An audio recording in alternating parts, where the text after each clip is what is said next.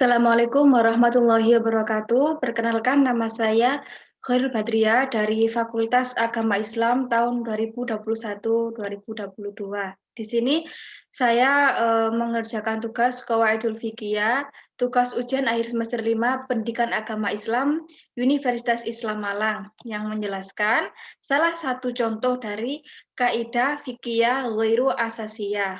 Nah, contoh kaidah tersebut yang berbunyi al-wilayatul suatu aqwa minal wilayatil ammah, yang artinya kekuasaan yang khusus lebih kuat kedudukannya daripada kekuasaan yang umum. Apa maksud dari kaidah di atas? Nah, maksud kaidah tersebut adalah pada sebagian masalah, lembaga-lembaga yang khusus lebih kuat kekuasaannya daripada lembaga yang umum. Sehingga lembaga umum tidak dapat bertindak langsung terhadap persoalan yang ada pada lembaga khususnya. Selama penguasa khususnya itu masih ada dan berfungsi. Seperti dalam adagium, ada yang disebut dengan lex specialis derogat legi generali, yang artinya undang-undang yang bersifat khusus mengesampingkan undang-undang yang bersifat umum. Nah, kaidah tersebut juga sesuai dengan hadis Nabi yang berbunyi, barang siapa di antara perempuan yang nikah dengan tidak diizinkan oleh walinya, maka nikahnya itu batal. Hadis riwayat Tirmizi. Nah, dalil di atas itu menunjukkan bahwa wali khusus atau yang disebut dengan ayah itu lebih kuat kekuasaannya daripada wali umum. Nah, atau disebut dengan wali hakim. Dan mengenai hal-hal lain yang bersifat kekuasaannya itu dikiaskan dengannya, kecuali ada hal-hal lain yang perlu dipertimbangkan lagi bagi kemaslahatan kedua belah pihak. Nah, kekuasaan itu mempunyai peranan yang dapat menentukan nasib berjuta-juta manusia. Oleh sebab itu,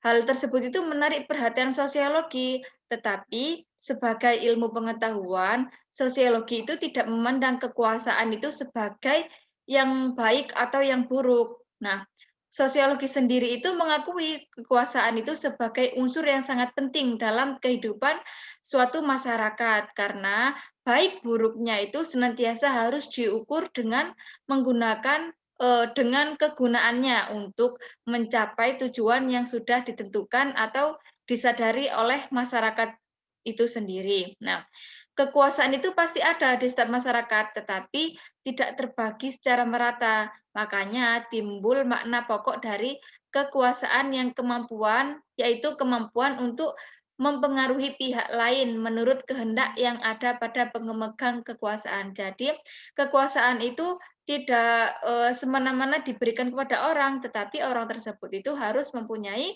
kemampuan atau memberi pengaruh lain terhadap masyarakat, seperti itu.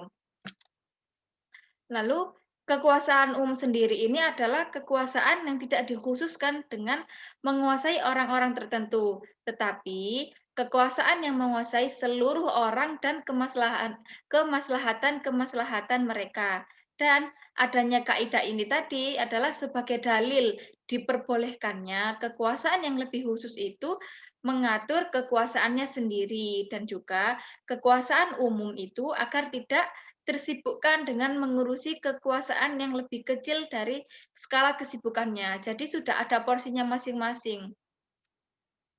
Nah, jika diambil contoh itu bisa kita lihat dari peraturan daerah pemerintah DKI Jakarta. Baru-baru ini kan menggagas sebuah peraturan baru untuk daerahnya. Gunanya itu menangani problem harian macet di Jakarta. Nah, peraturan tersebut itu kurang lebih berbunyi, jalanan umum DKI Jakarta diberlakukan fungsi ganjil dan genap, yaitu pada hari tertentu mobil atau kendaraan yang bernomorkan ganjil boleh melintasi jalan umum DKI Jakarta. Begitu juga dengan kendaraan yang bernomorkan genap diberlakukan sistem yang sama, seperti itu.